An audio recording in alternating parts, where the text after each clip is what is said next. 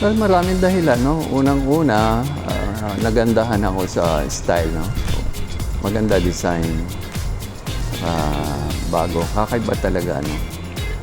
And then, pangalawa, yung presyo at yung mga features marami.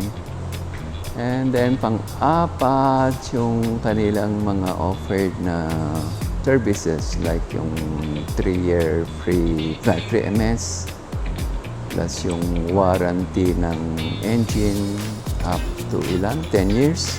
Well, so far, okay naman. And very limited pa lang ang paggamit ko. Pero okay naman siyang gamitin. Maganda, suspension.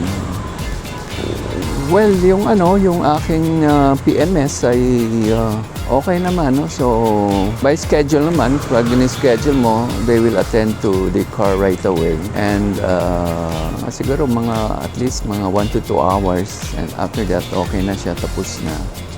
Ako si Noel Pasion, no? I'm a proud owner of the Cherry Tiggo. I think it's a good buy.